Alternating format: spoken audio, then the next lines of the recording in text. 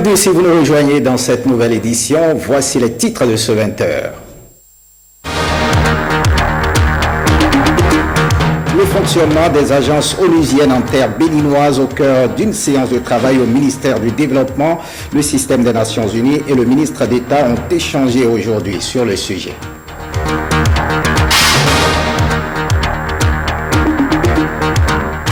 Caire Bénin, Togo dit non au mariage précoce. L'ONG internationale renforce ses partenaires pour une lutte plus efficace sur le terrain.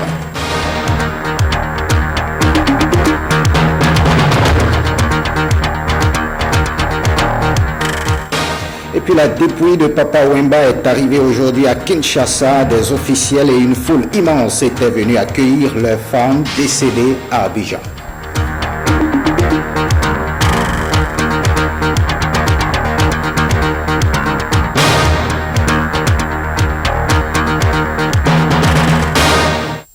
À nouveau, bonsoir. Bienvenue si vous nous rejoignez. On part directement pour la Marina où le ministre d'État, secrétaire général de la présidence de la République était face à la presse ce jeudi. Pascal-Irénée Koupaki a présenté aux hommes des médias les décisions issues du Conseil des ministres présidé par le chef de l'État, Patrice Talon. En attendant le point intégral de son exposé, suivons un extrait des mesures prises par le gouvernement. Pascal-Irénée Koupaki au micro de Emmanuel Sebo.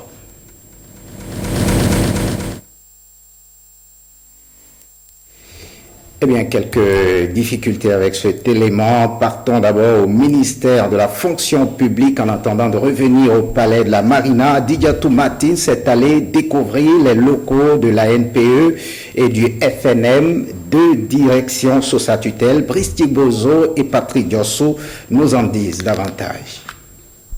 ANPE, Agence nationale pour l'emploi. Nous sommes au quartier Maro-Militaire à Cotonou, à la direction générale de cette structure qui dépendait du disparu ministère en charge de l'emploi des jeunes et des femmes et qui dépend désormais du ministère du Travail, de la fonction publique et des affaires sociales. De cette direction générale à l'aspect peu frais, la ministre et sa délégation se rendent à l'antenne ANPE de Cotonou, plus imposante au carrefour 16 ampoules du quartier Bedjroumende. Les locaux visités ici laissent place aux propos vitriolés là chez les responsables syndicaux. Sur le tableau sombre peint par les trois porte-paroles, le directeur général écrit les lignes blanches des résultats luisants de la NPE.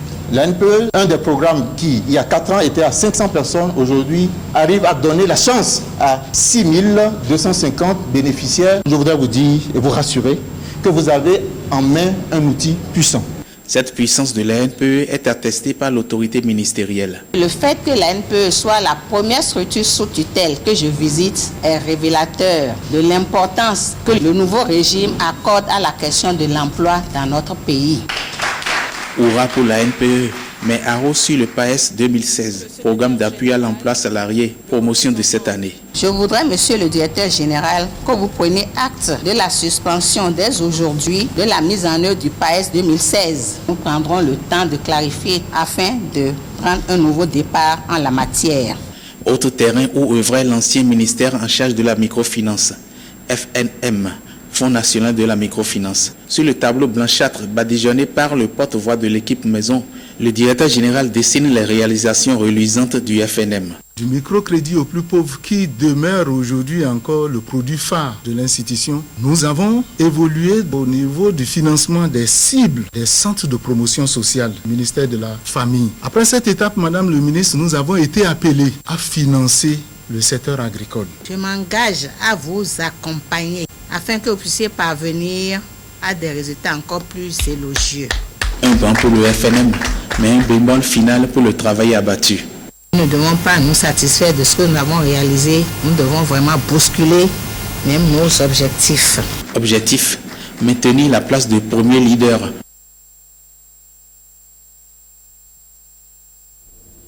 Eh bien, repartons pour la Marina. Le ministre d'État, secrétaire général de la présidence de la République était face à la presse ce jeudi. Pascal-Irénée Koupaki a présenté aux hommes des médias les décisions issues du Conseil des ministres présidé par le chef de l'État, Patrice Talon. En attendant le point intégral de son exposé, suivant un extrait des mesures prises par le gouvernement. Pascal-Irénée Koupaki au micro de Emmanuel Sebo. Projet de décret portant constitution d'une commission de vérification de la régularité des concours directs de recrutement d'agents de l'État organisés au titre de l'année 2015. Le Conseil a donc décidé de faire procéder à la vérification de la régularité et de la transparence dans le déroulement de ces concours. Le Conseil a constitué une commission à cet effet et a désigné ses membres. Le comité dispose d'un délai de 30 à 45 jours pour déposer ses conclusions. Deuxième projet de décret. Projet de décret portant retrait du décret 2016-024 du 11 février 2016 portant régime indemnitaire applicable aux directeurs de cabinet des ministères, aux secrétaires généraux des ministères et à leurs adjoints. Un troisième projet de décret portant rétablissement de l'accord cadre entre l'État et l'Association interprofessionnelle de coton AIC. Qu'il vous souvienne que l'accord cadre entre l'État et l'AIC a été suspendu par un décret de septembre 2013.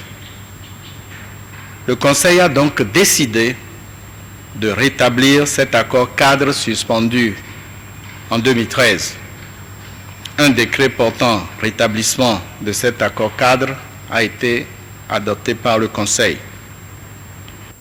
Effectivement, dans les discussions, il y a eu bien entendu la question de l'énergie. Vous savez que le chef de l'État était en Côte d'Ivoire, il a rencontré le président de la République de Côte d'Ivoire, et parmi les sujets évoqués, il y a la question de l'énergie, comment la Côte d'Ivoire peut nous aider avec une certaine quantité d'énergie électrique pour qu'on puisse résorber le déficit entre l'offre de production et la demande d'énergie par les ménages et les entreprises.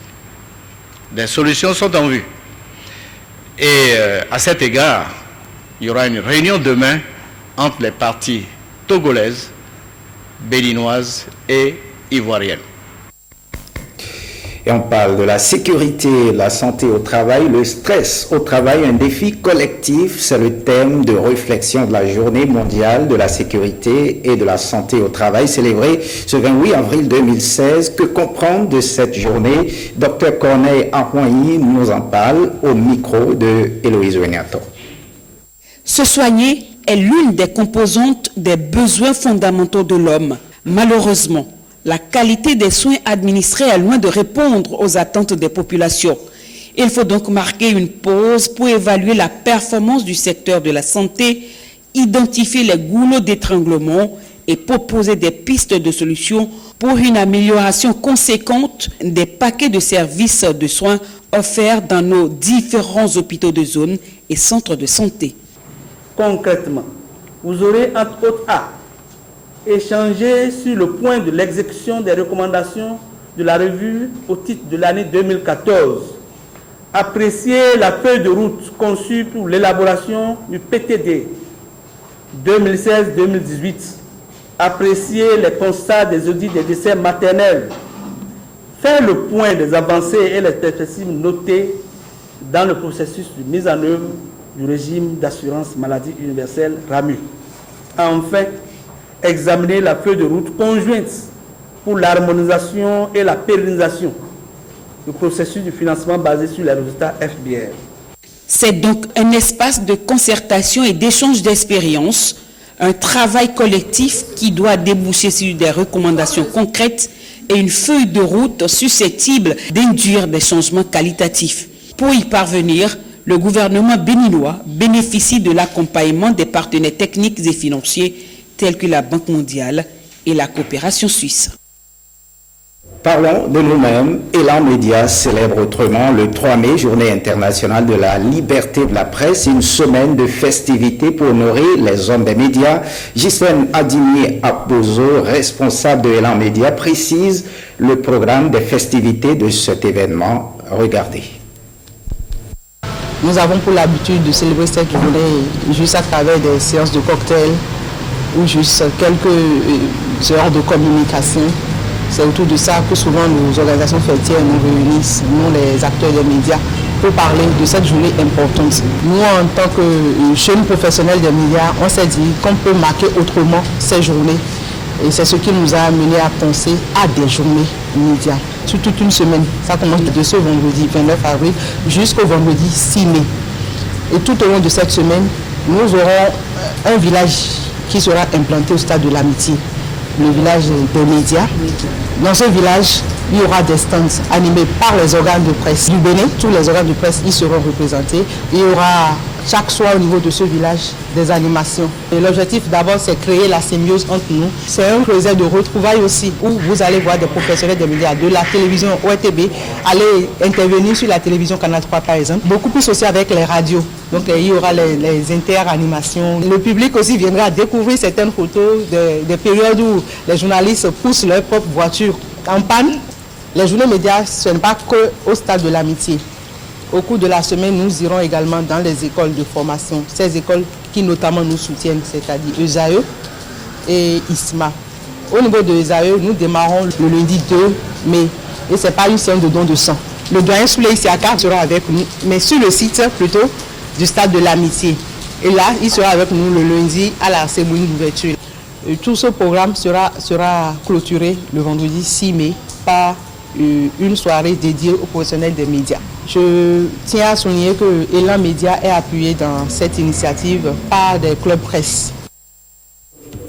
Ker Bénin Togo Angais contre le mariage précoce à travers son temps, entendez, travaillons ensemble contre le mariage précoce. Cette ONG internationale collabore avec les OSC pour l'atteinte de ces objectifs. Des chèques ont été remis aux représentants de ces différentes structures. Rosemary Tchapwe et Fallon Kisezono pour les détails. Les mariages d'enfants restent et demeurent une triste réalité pour les adolescentes. Au Bénin, selon une étude de 2014, 8,8% des filles sont mariées avant l'âge de 15 ans. Une triste réalité que Ker Bénin Togo veut combattre à travers son projet Temps, entendez, travaillons ensemble contre les mariages précoces. Et c'est dans cette optique d'union que l'ONG veut mettre à la disposition des OSC des subventions pour plus d'actions concrètes sur le terrain. L'initiative Temps veut contribuer au renforcement de la prévention et de l'atténuation des effets de mariage précoce des jeunes filles au Bénin et au Mali dans les zones à forte prévalence. Notre ambition est d'instaurer et de soutenir avec une masse critique d'acteurs, un grand mouvement pour la transformation sociale est nécessaire pour créer un monde d'espoir, de tolérance et de justice sociale. En 2013, les statistiques du Bénin placent en tête du phénomène les communes de Karimama, Malanville, Kalalé et Niki, dans les départements du Borgoa-Libori, et Aplaroué, Dogbo, Djakotome et Lalo dans le Koufou. Ainsi, ces 9 ONG retenues pour la subvention vont donc intervenir dans ces communes pour réduire le taux. Au nom de ces récipiendaires, je promets une bonne collaboration avec tous les partenaires déjà sur le terrain. Ensuite, le respect des clauses contractuelles, ce qui suppose une bonne utilisation des fonds que vous venez de nous allouer. Démarré depuis avril 2015 au Bénin et au Mali, le projet Temps entend œuvrer pour la réduction du mariage précoce dans ces deux pays à forte prévalence. Autre actualité, le secrétaire général adjoint du syndicat des douanes est monté au créneau ce mercredi. L'objet de son intervention est l'établissement d'une liste d'agents des douanes à décorer à titre exceptionnel. Une liste au cœur d'une polémique qui enfle au sein des personnels des douanes béninoises. Ces propos que vous allez suivre sont recueillis par Ghislain Kogué et Francis Faton.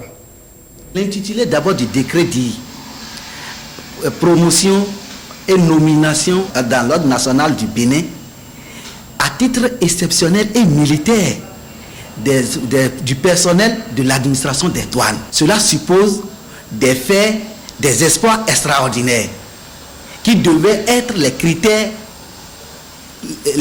essentiels de désignation de ceux qui devaient faire partie de cette liste.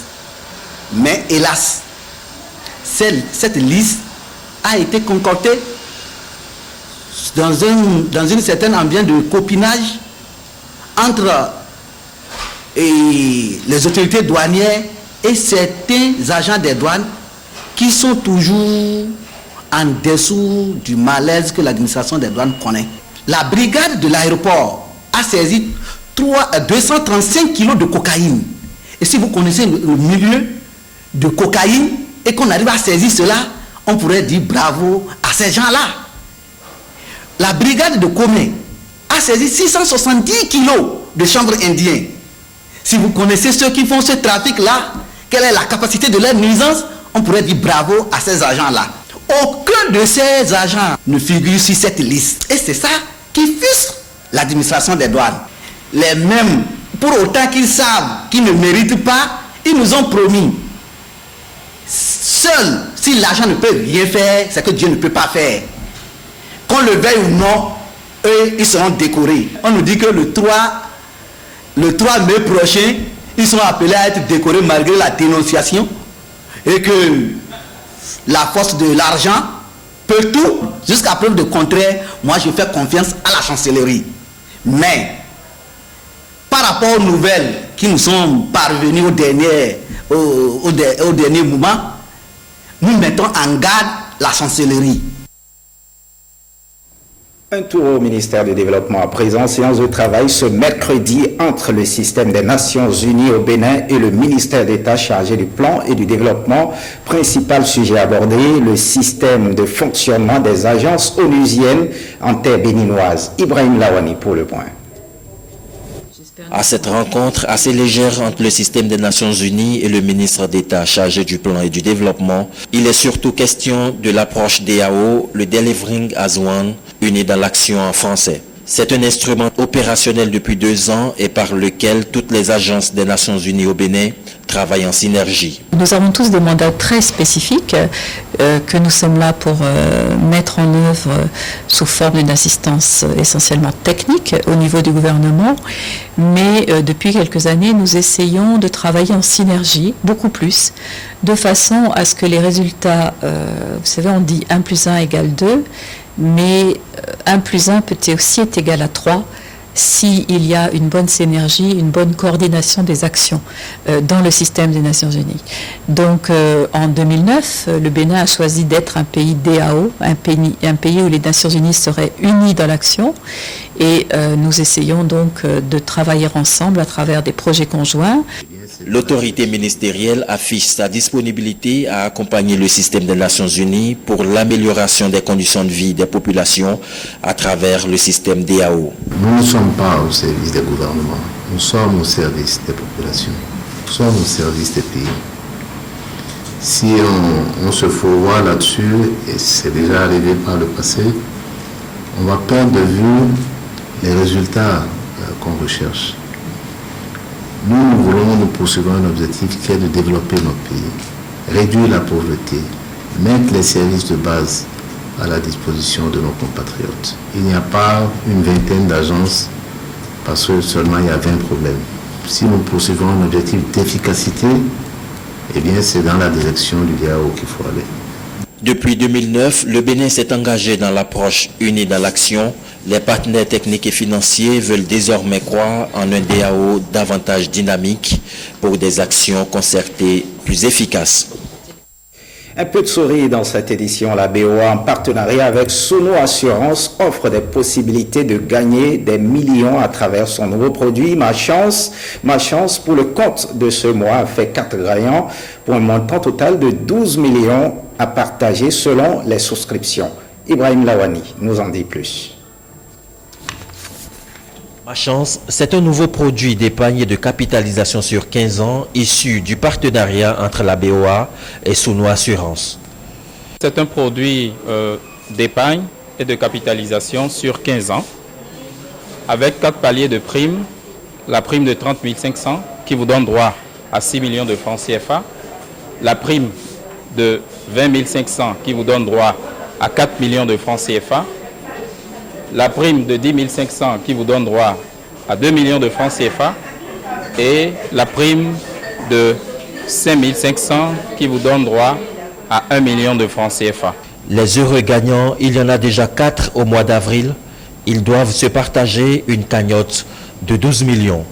Je remercie Souno Assurance qui a eu l'idée de mettre ce produit sur le marché pour nous aider aussi. Mon état d'âme, franchement, je suis très contente parce que c'est la dernière des choses que j'espérais, franchement, parce que je ne m'y attendais pas du tout. Je remercie sincèrement Souno Assurance qui m'a donné la chance de toucher ce soir 1 million de francs CFA, ce à quoi je n'ai jamais rêvé. J'ai été sélectionné parmi les gagnants, donc je vais partir à la maison avec 6 millions de francs. Je remercie Souno Assurance et la BOA. J'informe les autres aussi que c'est encourageant. S'il veut, il peut gagner aussi, mais même s'il ne gagne pas sur le champ, qu'il garde de l'espoir. Pour faire partie des gagnants, il faut une souscription mensuelle. Celle-ci donne droit à un tirage au sort qui a lieu chaque trimestre. C'est un produit qui fait gagner à tous les coups, parce que si vous n'avez pas la chance d'être tiré au sort, à la fin du contrat, vous avez quand même votre épargne, plus donc les intérêts qui s'y ajoutent. La BOA et Souno Assurance espèrent faire de ma chance un produit phare et compétitif dans l'univers des finances et de l'épargne. Et on fait un tour à l'Église, une grande collecte de fonds à l'échelle nationale pour accroître l'intervention de l'Église catholique dans les œuvres sociales caritatives. C'est l'objet de la conférence épiscopale du Bénin. Elle a institué ce jeudi 28 avril un téléthon dénommé Fonds catholique de solidarité. Le point avec Wisdom Libla et Jérôme Mongo. Ce téléthon organisé par la conférence épiscopale du Bénin répond à la mission d'évangélisation de l'Église catholique. Il constitue pour les fidèles de Christ l'occasion de participer de façon active et directe à leurs devoirs chrétiens. Le Fonds catholique de solidarité s'inscrit dans la dynamique d'autoprise en charge de l'Église catholique au Bénin. La motivation qui a suscité l'institution d'un Fonds catholique de solidarité par la conférence épiscopale du Bénin est donc basée sur sa prise de conscience de l'ampleur sans cesse grandissante des implications économiques et financières de ses responsabilités en tant qu'institution ecclésiale et représentation nationale. La conférence épiscopale a pris les mesures pour une utilisation judicieuse des fonds. L'édition 2016, qui est aussi la première, servira d'abord à organiser et intensifier des œuvres caritatives et sociales spécifiques. La collecte va pouvoir se dérouler en 3 étapes. La première étape, c'est bien sûr la souscription qui se fera à l'aide dans des carnets préétablis de 500 francs et de 1000 francs et des carnets multiples de 1000. La deuxième étape est bien sûr la quête spéciale instituée par la conférence épiscopale du Bénin à la vigile de Pentecôte et au jour de Pentecôte dans toutes les paroisses. La troisième étape est bien sûr celle du Téléthon. La grande mobilisation télévisuelle qui se fera à l'hôtel Azalaï le dimanche 15 mai. Du 1er au 15 mai 2016, ce fonds catholique de solidarité se fera sur toutes les paroisses des 10 diocèses avec la mobilisation des hommes et femmes laïcs du Bénin. On quitte pas l'Église sur ce même registre dans le cadre de la construction de la paroisse Marie Auxiliatrice de Ménotin. Le curé de la paroisse lance un SOS aux bonnes volontés à l'occasion le dimanche 1er mai 2016. Une vente de charité sera organisée dans l'enceinte de la dite église. Écoutons le curé de la paroisse Marie Auxiliatrice de Ménotin au micro de Awa Chérif et Francis Faton. Les travaux de construction de cette paroisse ont démarré depuis 2003, donc il y a environ 13 ans aujourd'hui.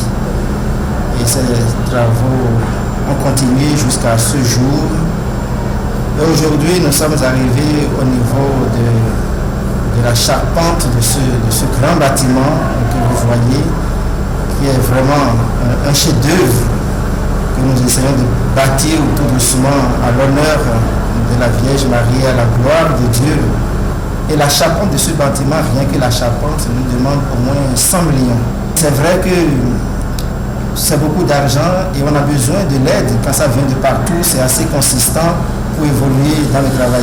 En plus de la charpente que nous avons apposée, il y a la toiture elle-même et puis il y a dans le bâtiment une petite coupole, c'est un dôme et qui ne dit pas son nom, mais qui a son prix aussi.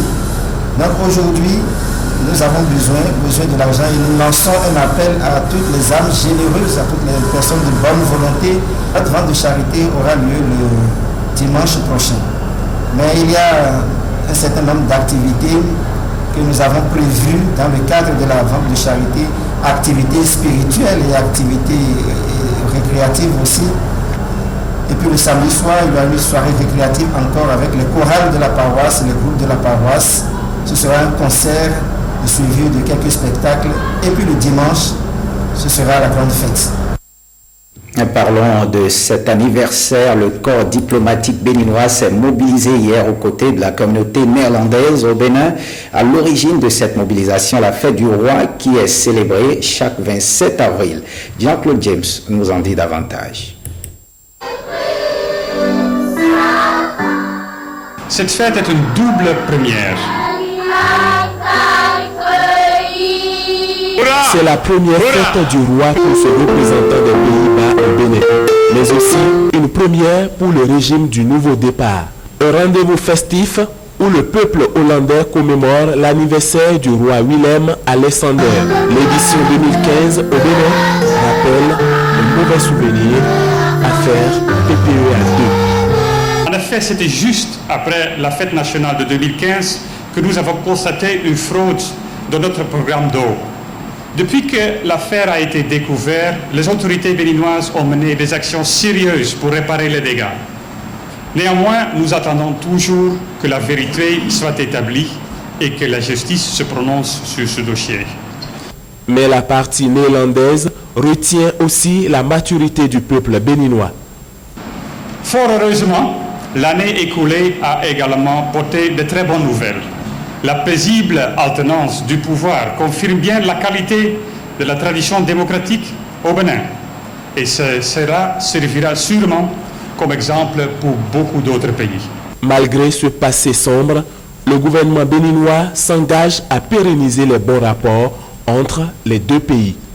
Je voudrais vous rassurer de l'engagement du gouvernement à œuvrer ensemble avec le gouvernement néerlandais à la réalisation sans faille des programmes et projets d'intérêt commun pour conférer une meilleure visibilité à notre coopération si riche et si diversifiée. Depuis 2013, l'aide publique néerlandaise au développement est passée de 20 millions d'euros à 139 millions d'euros, soit environ 91 milliards de francs CFA.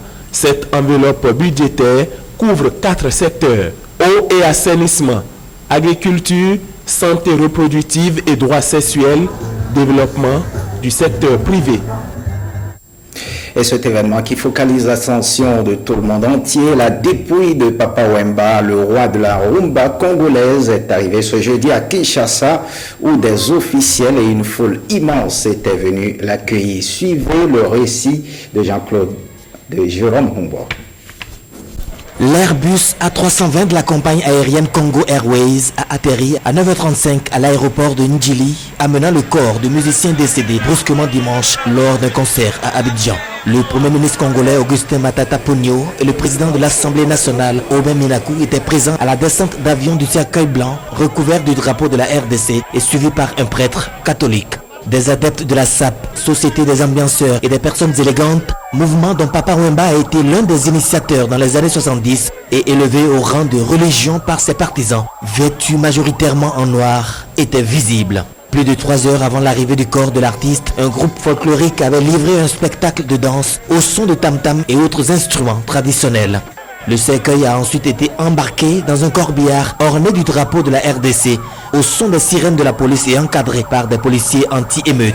Mercredi, le gouvernement avait mis en garde la population contre toute récupération politique de l'événement. Papa Wemba est mort sur scène dimanche au petit matin après s'être effondré en plein concert à Abidjan où il participait au festival de musique urbaine d'Anomabo, Fais-moi.